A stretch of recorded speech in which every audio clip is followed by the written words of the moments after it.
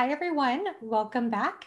My name is Joanna, if you're new here, and today I have a very special guest, AP Canavan. Actually, I should say Dr. AP Canavan, and he has the channel A Critical Dragon, which I highly recommend subscribing to. Of course, I will link his channel down in the description below. And AP, would you like to tell everyone about your channel?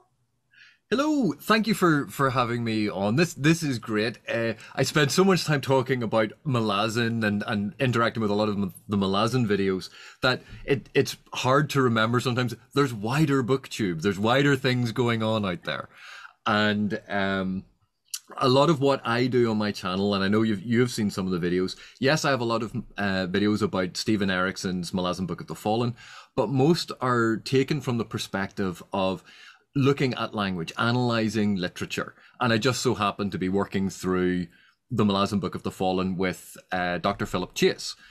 And we have various videos about that, about how we are breaking down the text, discussing themes. And that's a lot of what I do on the channel, regardless of the book.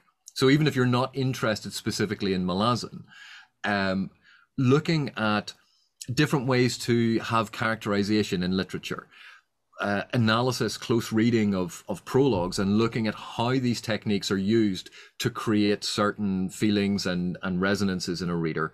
And it's fun with narrative. It's what I got my PhD in. So it's nice to have this as an outlet and a hobby during these very, very trying times. Yes, and I should go ahead and mention, if AP looks familiar from not his channel alone, you might have seen him on Philip Chase's channel, as they are both reading through the Malazan series together. And I should also mention, of course, that AP Canavan here is Stephen Erickson's advanced reader. So AP has a career as an advanced reader. As you mentioned, you got your PhD in narratology. Is that the right But word for it, or? I got my PhD in English literature, and a lot of what I was doing was looking at this is incredibly boring for non-lit people. It's not I'm boring to so me. sorry, but it was using a lot of structural literary analytical techniques, and a lot of that falls under narratology, the understanding of how narrative functions, basically in a structural sense. So when people talk about having a plot outline, and they go, someone goes here, and then I want this thing to happen, and they map it all out, and they have this sort of skeleton for how their story is going to work. That is the narrative structure. That's the structure they're going to use. That's what structuralism tends to look at, how these different things fit together. And narratology is basically a fancy way of saying the study of narrative, the study of story. Because if you think literature, when we talk about literature, when we talk about books, it's about theme, it's about character, it's about narrative events. Those are the three main things that we get in books. And everyone, we talk about character analysis, and we love character driven stories, and we love plot driven stories. That's a narrative driven story. Or we like thematic novels because it's exploring a big theme. Those are the three main things that kind of interweave together in literature. So the study of narrative, you would call narratology.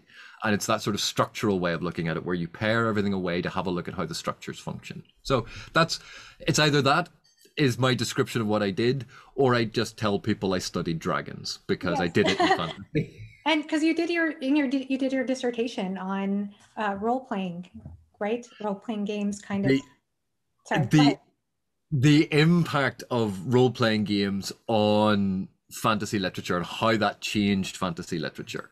So It's fascinating. everyone assumes the Lord of the Rings is at the heart of the genre, that everything stems from the Lord of the Rings. And you go, my argument was, yes, the Lord of the Rings used to be at the center of the genre. But when you actually look at the structures of the stories and how things function in narrative, in fantasy, it's not like Lord of the Rings at all.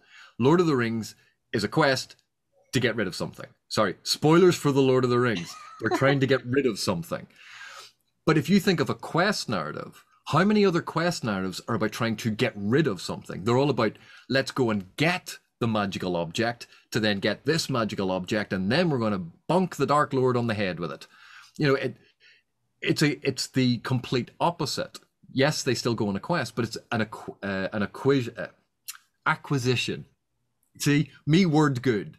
It was an acquisition that they were going for rather than trying to get rid of things.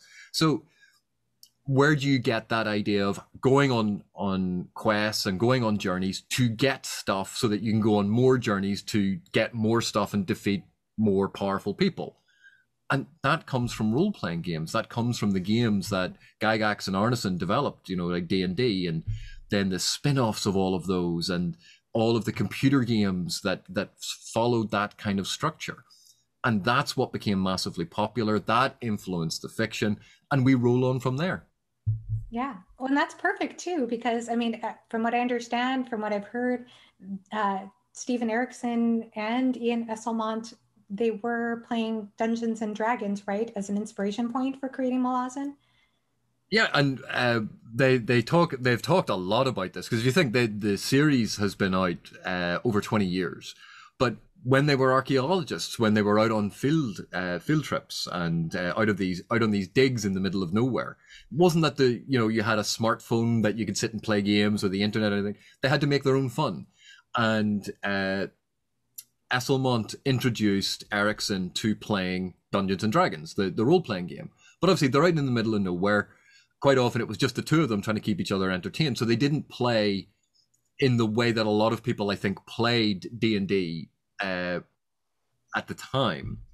And then when they came back, they enjoyed this as a sort of narrative experiment, as a way of generating story.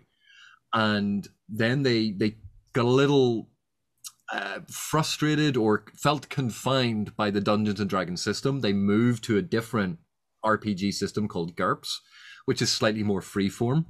And they enjoyed exploring all of this, so they developed this entire fantasy world through playing these games together with their friends separately. So altogether they developed an entire world and a history, and obviously tied it in with their anthropological and archaeological training to give it depth and history and a sense of verisimilitude and authenticity to how the world felt. Yeah, it just seems perfectly fitting that you ended up becoming the advanced reader for Malazan. And so you're the advanced reader not only for Stephen Erickson's books, right, but also for Ian Esselmont's books as well. Yeah, and I know both Erickson and Esselmont, they have other advanced readers. I'm not the only one. It's not that. I didn't realize that. Okay. And but like a lot of authors, when certain there are certain people that they turn to, that they go, yeah, I want your feedback. We've talked about this sort of stuff. I want your feedback, and that's kind of how a lot of this developed. And then there can be special reasons why they want someone to look at it, where you have, say, if you're representing an aspect of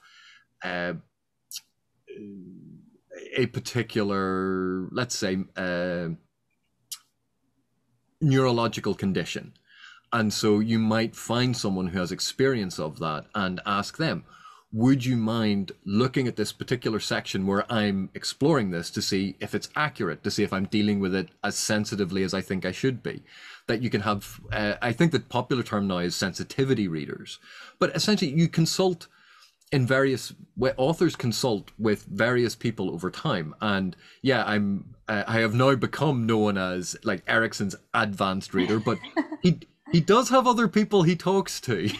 Okay, and that kind of answers my next question, because I've never actually, until seeing your video seeing the video on Philip's channel where he introduced you the first time, I wasn't really familiar with the term advanced reader. And so that was the first time I'd learned about that term. But before that, I'd often heard the term beta reader, but that's essentially the same thing? Well, and every authors refer to it differently. I think Brandon Sanderson refers to it that he has alpha readers, which is this very tiny team that see work in vitro. They get to see it at a very early stage. Then he has beta readers, which is a larger team of people that he sends the book to get feedback on specific aspects. And then would be gamma readers, alpha, beta, gamma, would be an even larger team. And it's just to get like for specific things, like, did you enjoy it? What was your reading experience like? And then he would also consult with sensitivity readers or specialists about various aspects. For instance, is this the right kind of weapon? Is this the correct way to wear this weapon? Talking to someone who might have a knowledge of medieval weaponry. Authors refer to them in all different ways. They all have their different relationships. And it also depends on what an author is doing. So, for instance, I work as a freelance developmental editor, but I also do advanced reading. And they are similar. They have overlaps, but they're different. And Erickson has a number of different advanced readers, but he also has his editor, and he has that relationship with the publishing house. So there are different voices feed into the process after he has finished the book to give him feedback. And it's the kind of feedback he can then look over something and go, do I need to change that? I might need to tweak a little bit here and there. It gives, because if you think, an author typically is working on their own. They're sitting in their own world that they've created, and they're typing this story up, and they don't have anyone to talk to about it because they need someone to read it to understand what they're doing. And then who do you get feedback from? So I think a lot of this is like a test audience for a film, where they screen it for a test audience to go, how do you feel about this? It's that kind of relationship.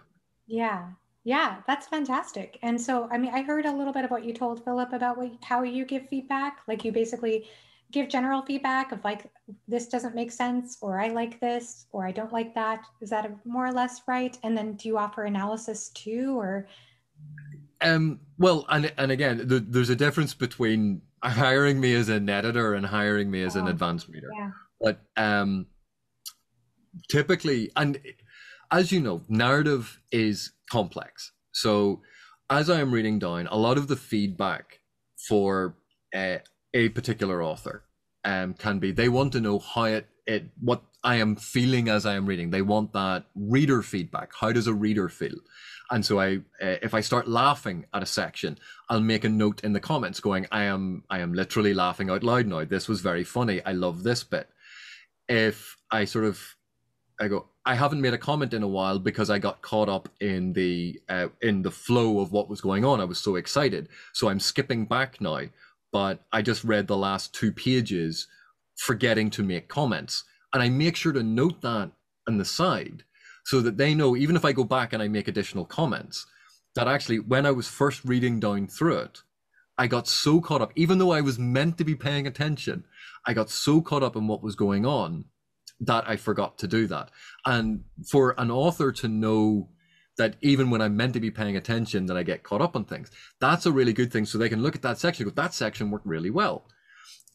If I read a section and go, I have no idea what's going on here, and it could be that the author goes, brilliant, you're not meant to know what's going on here. So I don't say things like, this is dumb, or I didn't like this. Yeah. Because I didn't like this, for what reason? Why don't you like it? That kind of feedback, explaining why you don't like something, I think is far more useful for an author than saying, I don't like it. You go, well, okay, I don't happen to like that much pepper on my food. You're telling me your preferences. This is not useful. But saying, I'm really not enjoying this section because, and giving an explanation. Or if I say, I got really confused here about who was saying what to whom, and I can highlight it, then when the author looks at that, they go, I'd actually removed 2 sentences there that I thought I didn't need, and I need to add them back in because that would have made that point really clear. Or they can go, yeah, I want you to be confused. I want you to have that feeling. So it's just giving that feedback to an author who has been maybe spending 2 years or 3 years crafting this story, and before they release it out into the world, they want to get a little test of how it might be received, or how someone's gone through it. Yes, and I think that's so important because, I mean, I know here on BookTube, I think that's what a lot of us are trying to do, is not only share if we didn't like something or we liked something, but try to get better at articulating exactly what it was that worked for us or didn't work for us. And trying to explore that. And in that way, it's kind of a neat journey because it also feels kind of like well, from a booktuber point of view, almost like a self-exploration too, about what works, but also sharing with others and finding out what other people think about those things, because there are differing tastes and opinions about those kinds of things. Yeah, and one of the things that I find absolutely fascinating about books, if you think about it, and obviously I love fantasy, books are pure magic to me, because you can sit there with dead wood. This is all it is. It's dead wood. And someone has scratched little marks into it. And I can look at this, and in my head, an entire world is created. All of these characters are created from these tiny little scratches made on dead wood. That's it. And it is an absolutely magical experience. And there's a theory called, well, I won't get into that. It's too complicated. But essentially, the reading experience is very personal, because how we read, the point of life that we are at, will influence how we interpret text. So if you think back to a book that you absolutely loved when you were much, much younger, and then you reread it now and you go, I'm not sure why I liked that quite so much. That's not what I remember it being. Now, that book has not changed. It is fixed. It is in print. It has not changed at all. So how has the story changed? How has the narrative changed? And it's because narrative is something that you create in your head from the text the author has supplied. That's fascinating. And that's amazing.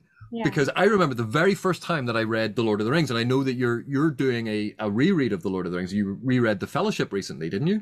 Yeah, I reread The Fellowship and The Two Towers, and I actually never read The Return of the King for reasons, but it's okay. I'm going to be reading it soon, though. So. But when I first read The Lord of the Rings, and when I was thinking about it, I loved Aragorn, I loved Gimli, I loved Legolas. I thought they were brilliant, and I thought Gandalf was awesome. Mm-hmm. And Frodo and Sam and Merry and Pippin, well, I'll put up with them because they're in the book. And then when I was rereading it, and I used to read it a lot, it's one of the things that got me into studying fantasy at university. But as I got older, I got less and less interested in the fighty bits, and much more interested in the relationships between Frodo and Sam and Merry and Pippin, and the themes that Tolkien was exploring. And now when I look at it, it's almost like the exciting bits, like at the Battle of Helm's Deep. I'm like, I could maybe just skip this, because I don't need the action anymore. That's not what I'm reading it for. No, I'll still read it because, I'm a narrative nerd. I'm going to read everything. But it's not the thing that interests me anymore about it. And but that book hasn't changed. That book hasn't changed since it was published in the 1950s. So why is this book so different each time I read it? And it's because the narrative, the importance you place on characters and relationships, the privilege or the emphasis that you give certain events, the things that resonate emotionally with you, will change throughout your life. Yeah. So narrative is not fixed. There is not one true meaning, and this is what the text is, because text will always change depending on when you read it. Yeah. And I love that. And I've noticed you say things like in your Malazan reread with Philip Chase. I've noticed that whenever you talk about themes, I've noticed you mentioned in the past that this is suggestive in the way that you kind of are outlining how the themes interplay throughout the book. And I found that interesting because, I mean, you're an advanced reader of this series, and you're still saying this is suggestive. This isn't fixed. This isn't the... Because I can tell you exactly what a book means to me in that moment. We can read it and I can go, this is what this means to me. But that completely ignores your experience with a book. I can't tell you what your experience with a book is going to be. We can, between the two of us, let's say we sat down and we talked about it and we worked it out, we could say the general experience of this or the general interpretation of this will be. But we're making a guess because we don't know all those different people. We'd have to actually ask them all.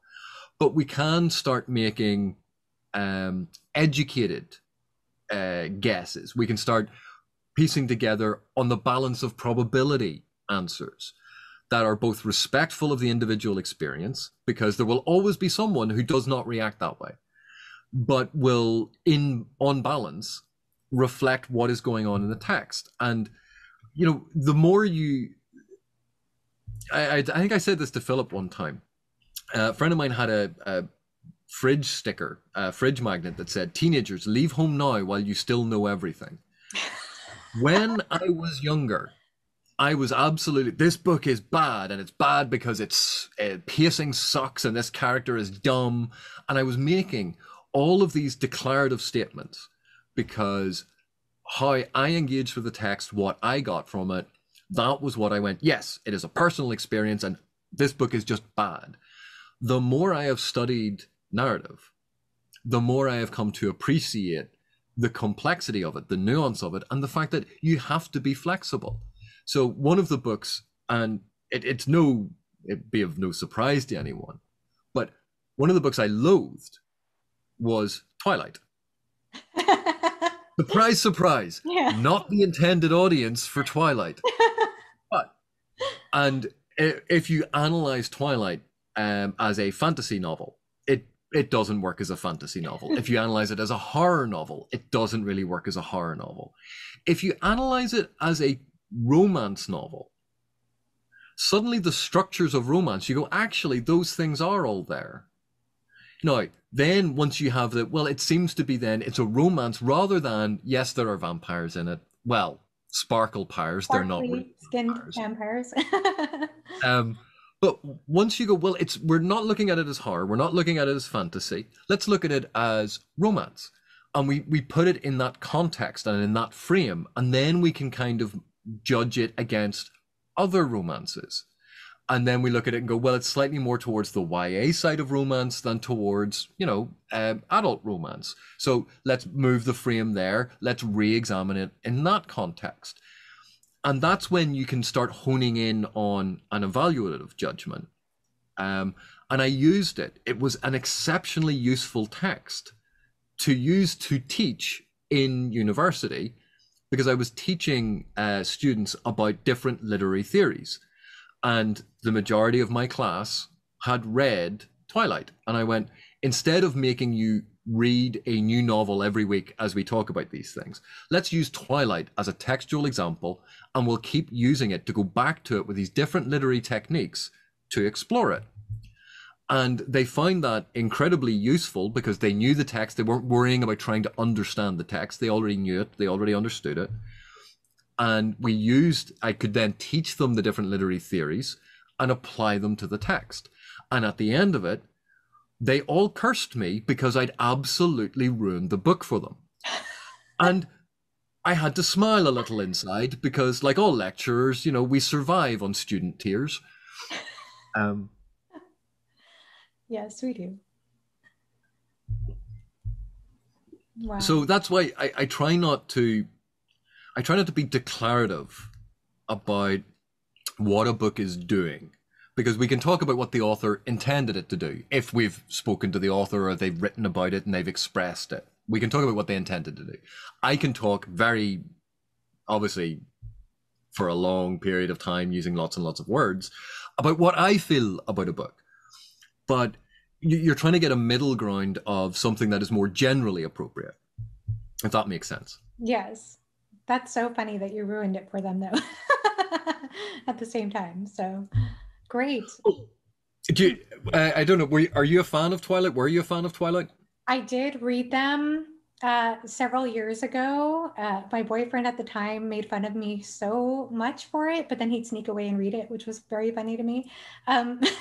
Keep saying, but I have read them. And I was actually just joking in my last video, actually, about how the last book in that series was the most disappointing dud ending of a book or series I've ever read.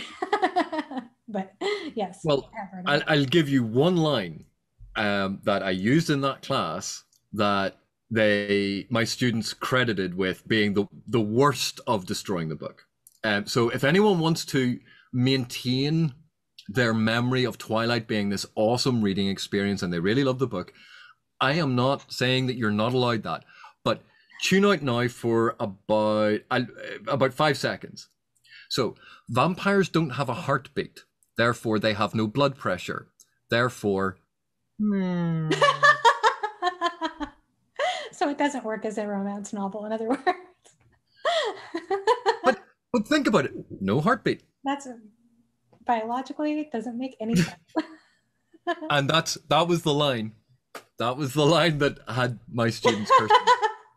That ruined the whole romance. That is so funny. Oh my goodness. Wow. Well, thank you so much for sharing that. That's interesting. Yeah. Sorry, Twilight fans. So on from there. So you were going to show us some literary analysis techniques, right? And that AP recommended that I print out this poem by Alfred Lord Tennyson. Did I say that right? And Yeah. The Eagle, which is a very famous one that I probably should have read in high school, but never did. No, it's one of the reasons I like using this as an example of close reading techniques, because a lot of us, when we were in high school, we were taught about poetry analysis. And there are a couple of, obviously there are a lot of different approaches to analyzing poetry. One of which is looking at the technical aspects. And we all remember doing that, looking at the rhyme scheme and looking at the rhythm and the meter. And is it an iambic pentameter? Is it a trochaic tetrameter? And doing all of those sorts of things with trying to measure the stressed and unstressed syllables. There's a lot of that goes on. But a lot of what we do in poetry analysis is close reading, where you're paying very specific attention to the text. And those techniques carry over into any sort of reading, be it reading a novel, a short story, reading a news article, watching a film. The general principle behind all of these different techniques, they all flow from the same principles, and it's all just about practicing them. And one of the reasons why I like this poem just to have a look at, because it makes it easy on people. It's only 6 lines. They are short lines. It's 2 stanzas, so 2 verses, I suppose, if it was a song. And it's a simple, straightforward poem that has a very simple narrative. And we can have a look at the language here, and we can go through it and kind of discuss what's happening in it. So do you want me to read it, or are you going to read it for us? Either way, go ahead. You have the better accent. He clasps the crag with crooked hands. Close to the sun in lonely lands, ringed with the azure world, he stands.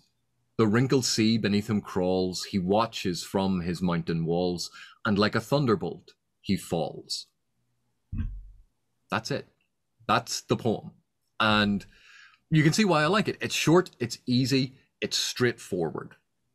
It's not complicated. We're not talking about really abstract, weird, how am I meant to make sense out of this? There's a straightforward story here. So we're going to, the poem is called The Eagle, and sometimes it's called The Eagle, a fragment. And when you have a title like The Eagle, and you look at the poem, so let's think of it, we're not going to be looking at those technical aspects. We're going to be looking at it as a story. Just imagine that this was a story. So we're going to try and ignore some of the technical aspects and look at it just as a narrative analysis. The Eagle. He clasps the crag with crooked hands. So clasps instead of grabs, but we know it's holding on. Crag. What is a crag? Rocky surface, weathered, broken, typically associated with a mountain, so there's a sense of it being high up. Crooked hands. So it's an eagle, male, and Do eagles have hands? No. No. What do they have? Talons. And what do talons look like? Yes. You know, crooked hands. Crooked, yeah. So because it's called the eagle, we go, oh, it's a bird holding on to the side of a rock way up high.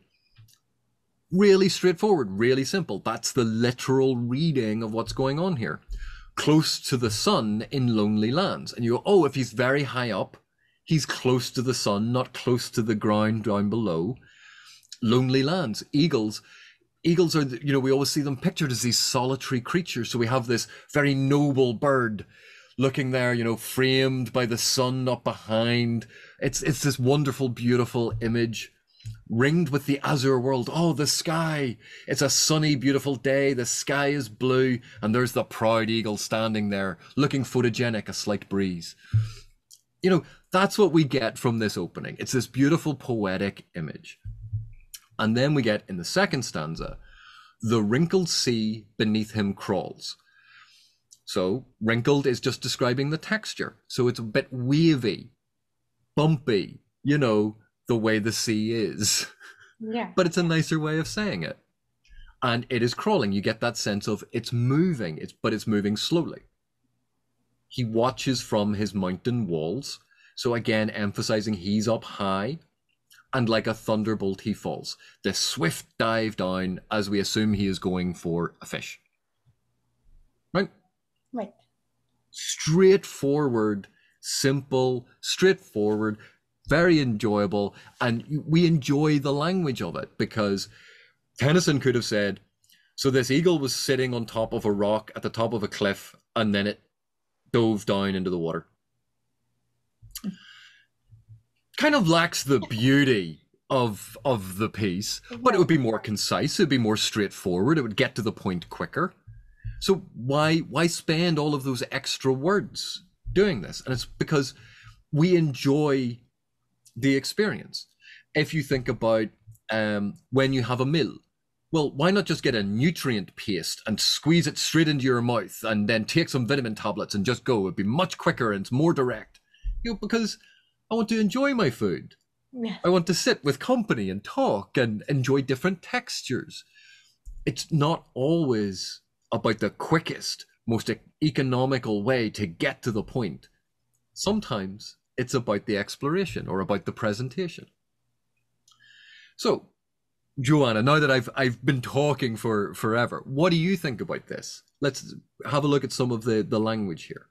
Okay, so starting with the first sentence, just looking at the language, he clasps the crag with crooked hands. What are you wanting me to look at? Like, well, give me some direction. But remember what I was saying about we're trying to enjoy this. So he clasps the crag with crooked hands. Mm-hmm. Think of that repetition, right?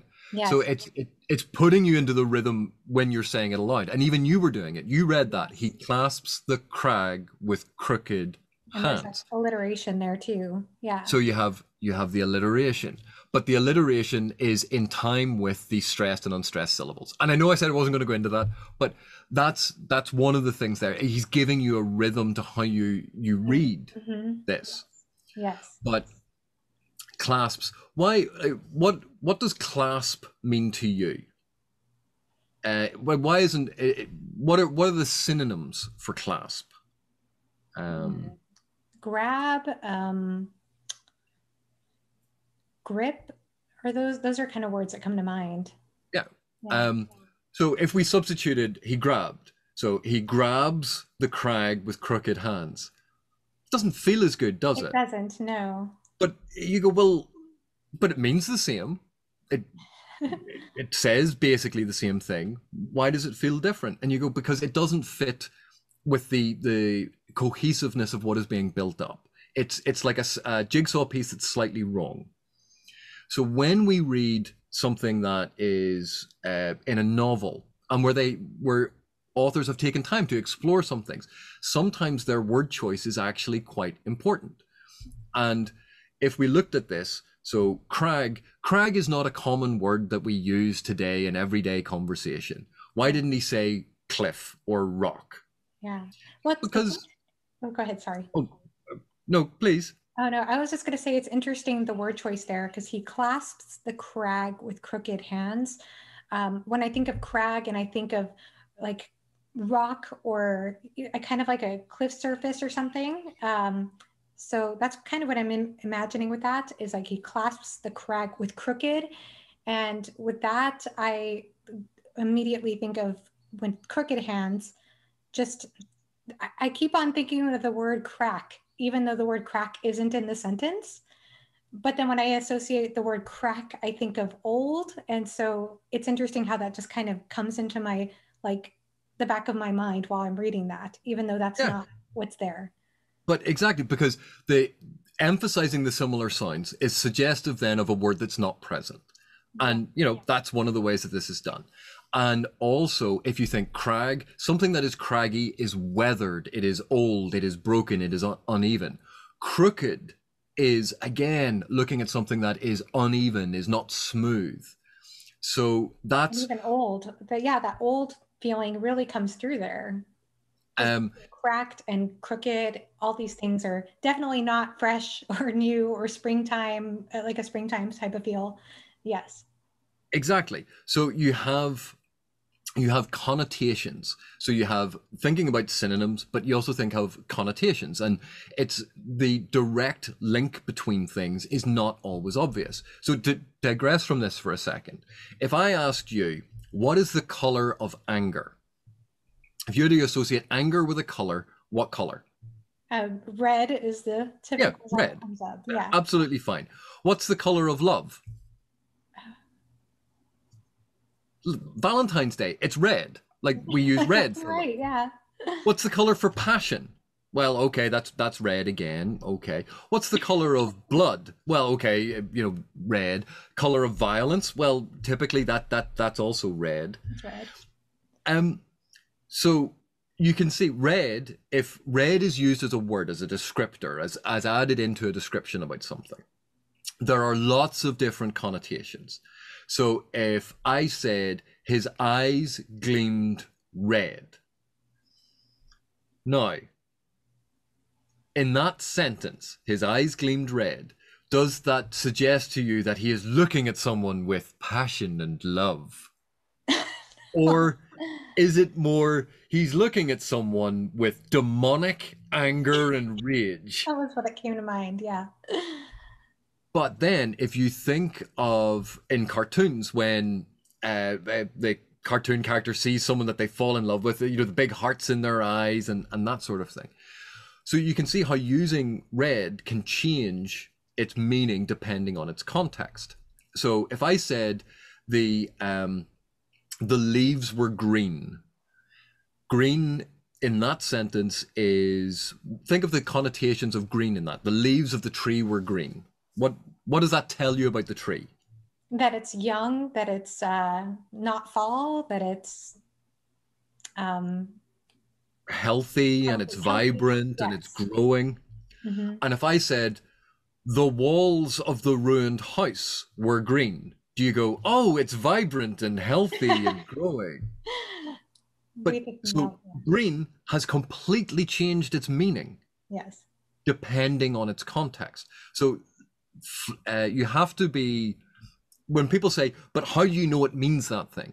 Context gives you the clues about how to interpret something.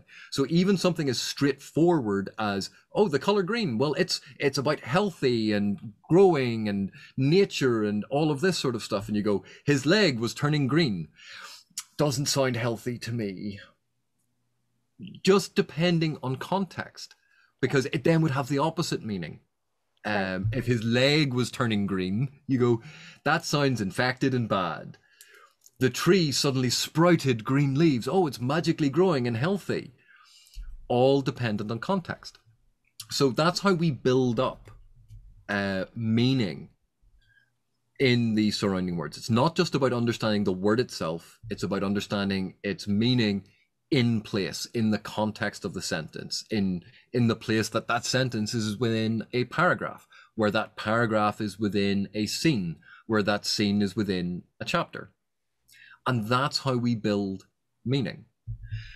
So, sorry for the digression. That's great. And if we look again, close to the sun in lonely lands. Now, we've been thinking about this as a bird sitting on the side of a cliff face.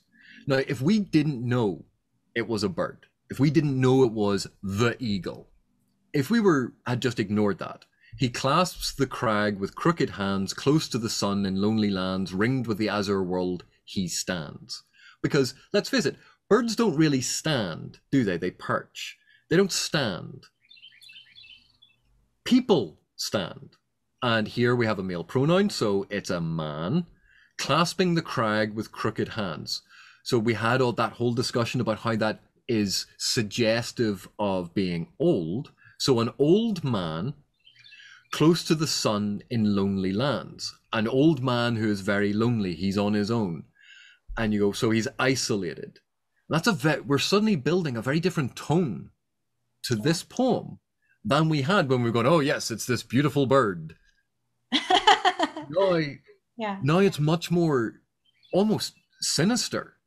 That even though it's close to the sun, like we still have this bright sunlight, but if we think of what the sun can have as meanings, as connotations, as suggestions linked to it, the sun can be the divine, the sun can be the afterlife, about going off into the light, being called to the light.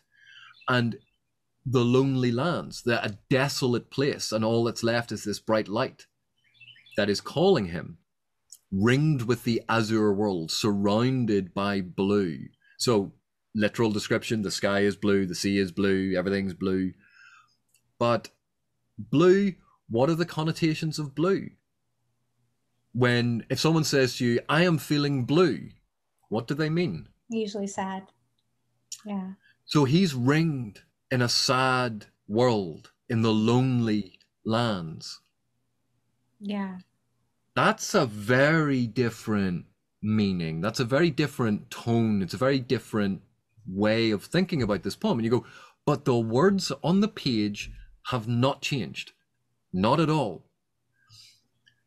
And then the wrinkled sea beneath him crawls. Wrinkled, again, suggestive of age.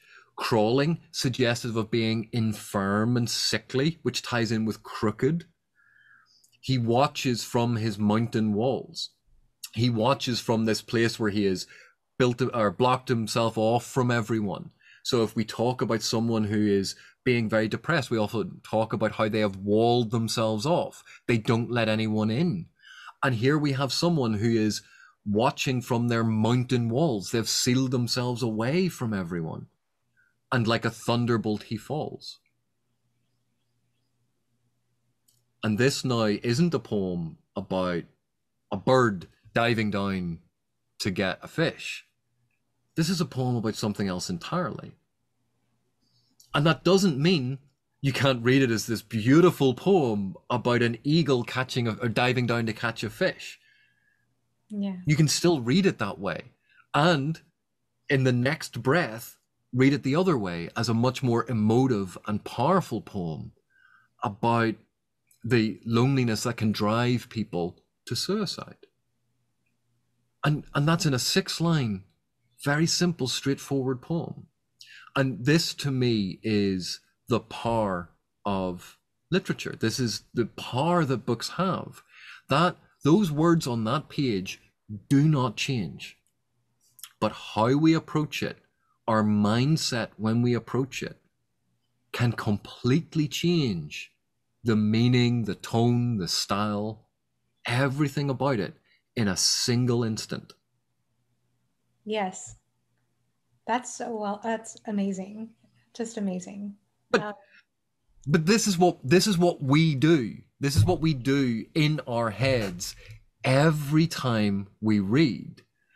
And this is why when we read books, I'm sure your viewers can sympathize with this, where you're reading a book and go, I hate this author, they have killed my favorite character, how could you?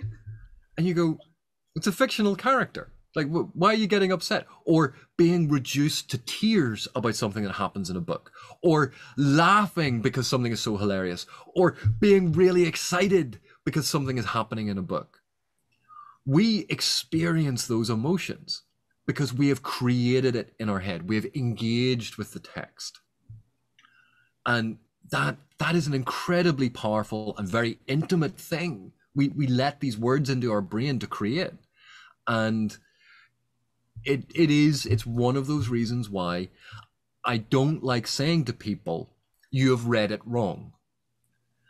The closest I get to that is I might sometimes say things along the lines of, maybe you have misread this, because I cannot tell you what you in your life are going to resonate with within a text, but I can give you different interpretations of what's on the page. Yeah. Yeah. I love this. I love this poem actually even more now that you've talked me through it. And there's so much more that even comes to mind, like even just the choice of word of like ringed with the azure world, like how that's, even though that's a lonely image and you brought up the association of blue with sadness, it's also just, I think the word azure is a beautiful word. Like that's a beautiful description, even though it's a sad one. Yep. Which I think I is... just accidentally smacked my knee on my desk. Be right with you. Ow. Oh no, you okay? Yes, because I'm an idiot. No, you are absolutely right. I mean, we've only scratched the surface of what you can get from this poem. And anyone who's had the misfortune to watch my videos where I go, I'm just gonna have a look at a couple of paragraphs. And an hour and a half later you go, you're still going. You're on like paragraph 4. How can it take an hour and a half to go through 4 paragraphs? And that's because this is what we can get from literature if we choose to. And again, it's not easy the first time that you do it. It's not easy the second time that you do it. It's not, think of when you learned to drive. The very first time you got into a car, did you get in and go, this is easy, no problem at all? It took a while to learn. It took a while to get good at it. And then when you think of when you're driving along on the freeway or the highway and it's multiple lanes, and you can be sitting having a conversation, and slowly you'll take your foot off the accelerator. And your friend could go, well, why'd you do that? And you go, that car in that other lane just up ahead, they're going to pull in here in a second. And they don't have their indicator going. They're driving along, and your friend's like, and then the car just pulls in. You go, how did you know that? Are you psychic? And it's no, because your brain starts picking up on these signals. It's doing the analysis for you while you're talking to your friend, but your brain's still going. So the more you practice things like this, the more that you play around with these things, the more it happens automatically when you read, and you don't realize that it's happening. And that's what happens. The more we read, the better we get at it. The more we practice specific techniques, the better we get at them. And that's a lot of what I do on the channel. The reason it takes a long time is because I'm trying to explain it to people. Yeah, no, you do an amazing job too. And I guess I also wonder too, kind of related to this, like, and thinking about some of the discussions I've seen on your channel with Stephen Erickson. I recently watched your discussion with him analyzing a chapter in Midnight Tides, and no spoilers for Midnight Tides, don't worry, but just how you two discussed about characters having, not being singularly motivated, having multiple motivations. And it made me wonder, like, how much, I mean, this is clearly the case. I think as an author, this is important, but also as somebody who analyzes text or literature, to have an understanding of human behavior and human motivation, human psychology. Do you think that that's an important aspect of what you do in some ways, to have some background knowledge in that? Well, I used to play a game with a friend of mine, and by the way, it was a very, very silly game, and we never pretended to be any good at this. But I don't know if you remember like characters like Sherlock Holmes or House MD, played by Hugh Laurie, which is basically Sherlock Holmes in a medical context. But it was all this trying to guess from someone, working out their background, and then creating a whole backstory for them. And we used to do this when we were sitting like in a cafe, and we were just sitting having coffee and chatting.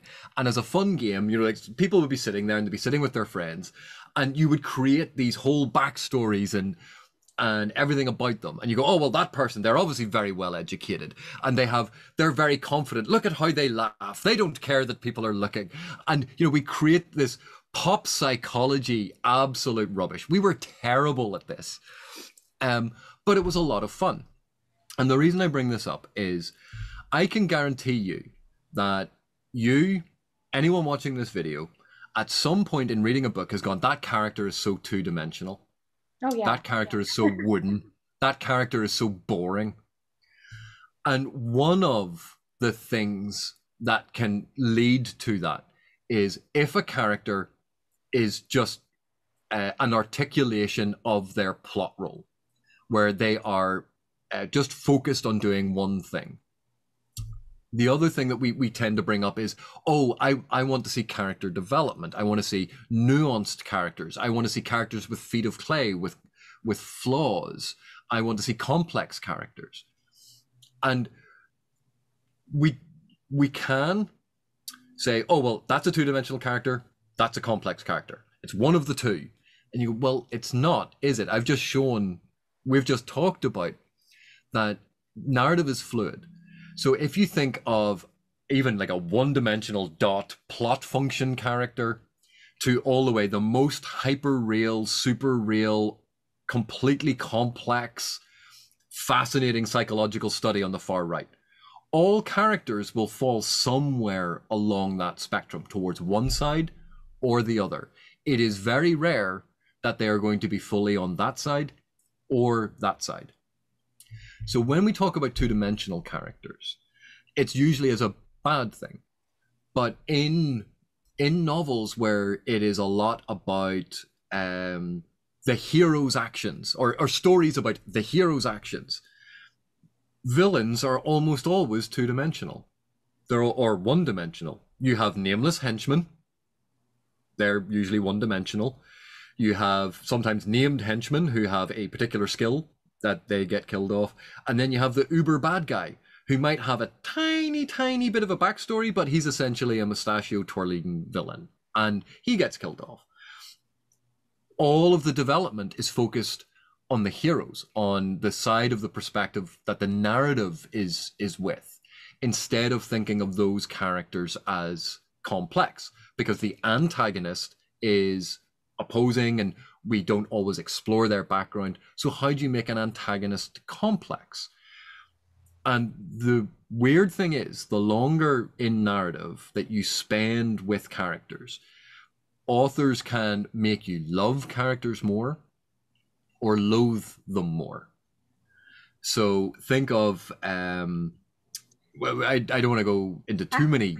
Actually, a really good example of this. Do you know Andy Smith? Mm-hmm. Well, not personally. Or his channel anyway. Yeah. He has a brilliant channel. Well, he did a wonderful video yesterday. I think it was posted yesterday or this week on Dolores Umbridge and why we as viewers of Harry Potter or readers of Harry Potter hate Dolores Umbridge more than Voldemort. And I'm sorry, I'm kind of spoiling Andy's video. It was so good. I recommend watching it. But he talks about how we're constantly confronted with Dolores Umbridge in the school, whereas Voldemort is way out here. And that really affects the way that she gets on our nerves.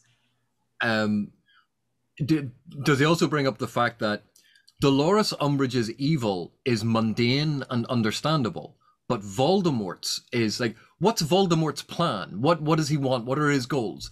We know people like Dolores Umbridge. We know people who are that self-righteous and who get in your face and deliberately do things to make you feel bad. We don't know people like Voldemort. Like he's just this weird bad guy who wears weird robes and has a weird nose. And you're like, yeah, whatever, bad guy.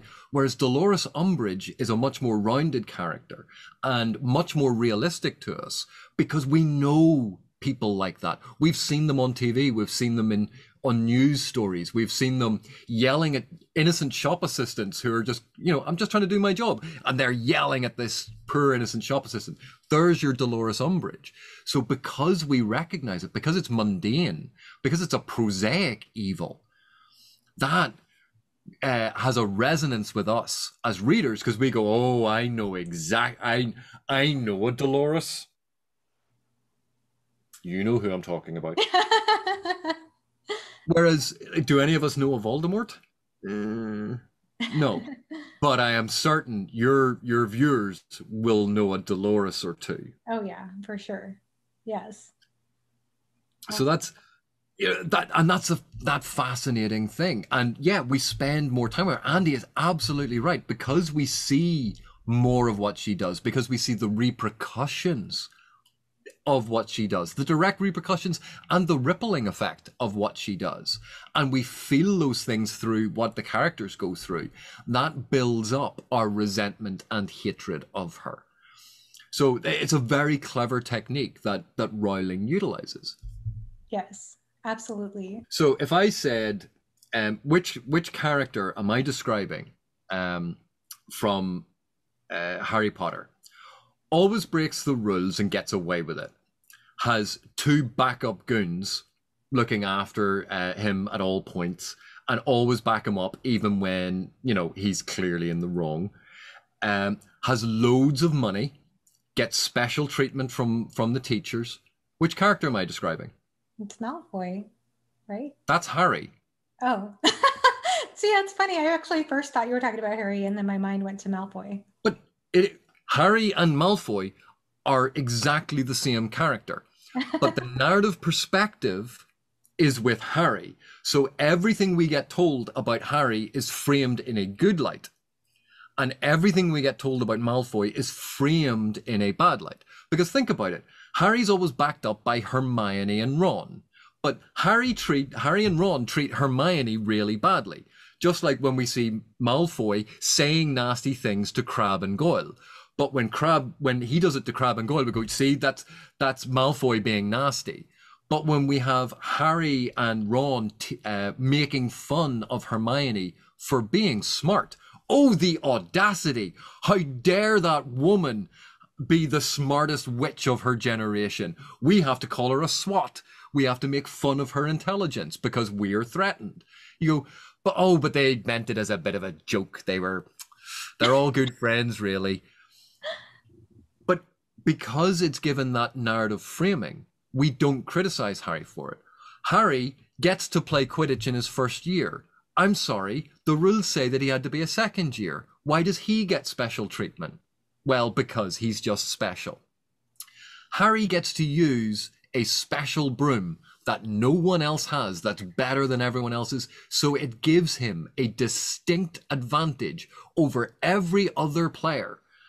When Malfoy buys his entire team basically the same broom, it's, that Malfoy one, he just bought his way onto the team and that's so unfair. Harry's been cheating for an entire season. I love in this video how you're not only ruining Twilight for people, but you're ruining Harry Potter for people too. I'll stop. But this is why people don't ask me about Harry Potter. It gets worse. I love it. That's great. AP, thank you so much for joining me today. This was so wonderful. I am always learning so much from you on your channel. And for anybody who's not subscribed to A Critical Dragon, you definitely need to be. So thank you so much for coming. You are very, very welcome. And thank you so much for inviting me on. It is honestly a pleasure to talk about all of these things because, particularly during lockdown, books have become very important, where we've been trapped inside and we're either spending it on social media, but why not spend it with a book where, it's a lot more fun. So it has been so much fun to come on here to talk to you about these things, because this is something I have been passionate about my entire life. So I love the opportunity to ramble on and on and on and bore everyone. So thank you very much. You're never boring. Thank you so much. And thank you so much for watching, everyone. Bye-bye.